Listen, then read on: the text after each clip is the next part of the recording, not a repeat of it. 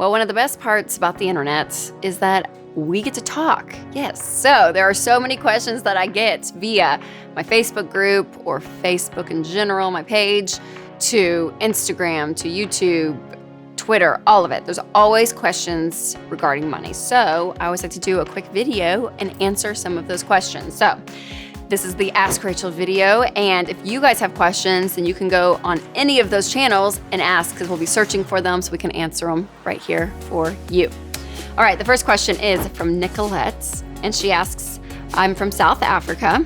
My question is, do the 7 baby steps apply to us as well, or if we use a different currency?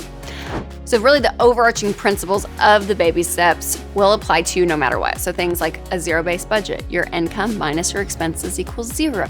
That's going to matter whether you're in a different country or use different currency or whatever, that still applies.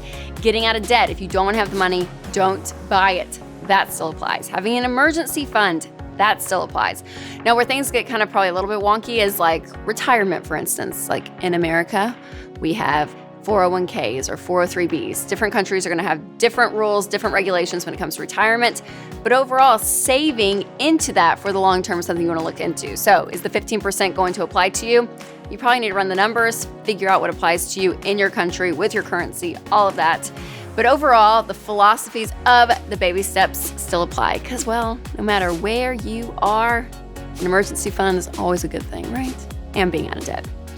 All right, the next question is from Brittany, and she asks, my husband and I are planning on having a child soon, currently not pregnant. We're in baby step 2, and so we have $1,000 emergency fund, but we also have $2,000 saved up for the baby. Should we keep saving for the baby or use that money to pay off debt? At our current pace, we should be debt-free around July or September of next year. Brittany, that's awesome. And so fun, you're starting a family. I love that. So if I were you, I would go ahead and throw that $2,000 at your debt and keep working that debt snowball until you get pregnant. So when that happens, just press pause and then you're gonna pile up money. That's the key. So this is for anyone, whether you're going through the adoption process or you're pregnant. Whenever a child is coming into the works of the family, always pause baby step 2 and pile up money because you want to make sure baby is good, mom is good, everything is fine. And then whatever money you have saved that you've been piling up while you were pregnant or while you were going through the adoption process, then take that money and go and just throw it at the debt after you're done. So that's always the key. So if you get pregnant, pause then. But until then, keep on working the baby steps. The last question is from Erica, and she says, I am great at budgeting for my bills, but I always struggle with budgeting for the stuff that I don't necessarily need, especially on baby step 2. Things like clothes or birthdays or holidays. What advice do you have for budgeting for these items during baby step 2? All right, well, baby step 2 is when you're getting out of debt, and this is like full on sacrifice. So the rule of thumb here is the more you're willing to sacrifice your income, your lifestyle, all of it, to throw at the debt, the faster you're going to get out.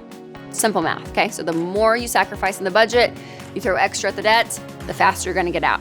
Now, with that said, life is still gonna happen. You still have to live life. So there's some people that are on baby step 2 that are like, I kind of just wanna continue to like do my own thing, shop when I want. If a birthday comes up, I want to get a great birthday gift for my friend or my spouse. Like I'm still going to spend money in that area. Well, mathematically, those people, it will probably take longer to get out of debt because again, they're not throwing all of their money at the debt. They're spending a little extra here and there. On the other side, there are some people that we meet and they're like, sorry, I'm going to give you a card, get a construction paper like my kids do.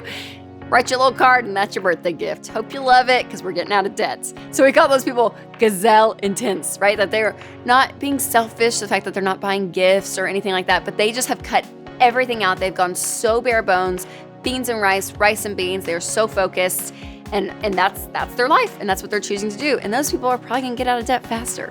So what you kind of have to say is, okay, where am I on the spectrum? Well, I hope that you're more on the gazelle intense side because I want you out of debt. Again, these short-term sacrifices, this is not going to be you for the rest of your life.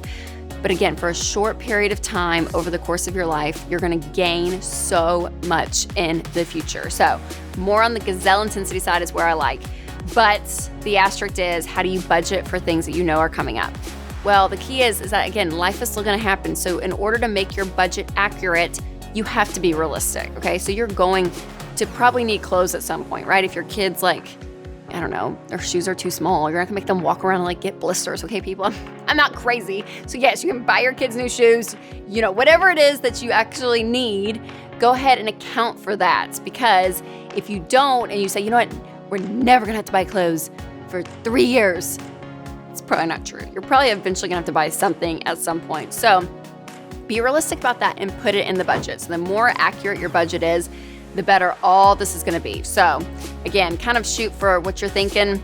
And again, planning ahead takes a lot of intentionality, but there are times while in baby step 2 that you have to buy things, but just plan accordingly and don't go too overboard on the other extreme, because then you're gonna be in debt for a whole lot longer. So hopefully those questions help some of you guys watching, because I know there's so many out there and there's so many that are so specific to your situation. So again, I kind of love digging into each of your stories and helping you out on this money journey, because it can be daunting, it can be hard, but also part of the show and why we do this stuff is for you to create a life that you love. So again, you can ask questions on any social media that I'm on. Go ahead and just post it.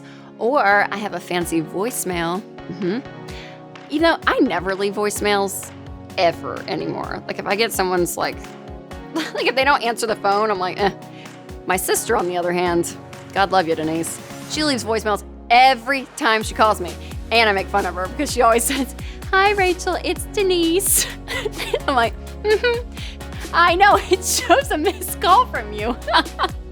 Anyways, so I don't leave voicemails, but if I were to leave a voicemail, I would leave a voicemail on this number to ask me a question, if that makes any sense. So you can call this number, 844-944-1075, and ask a question, and maybe we'll play the voicemail here on the show and answer your money questions. All right, you guys, as always, remember to take control of your money and create a life you love.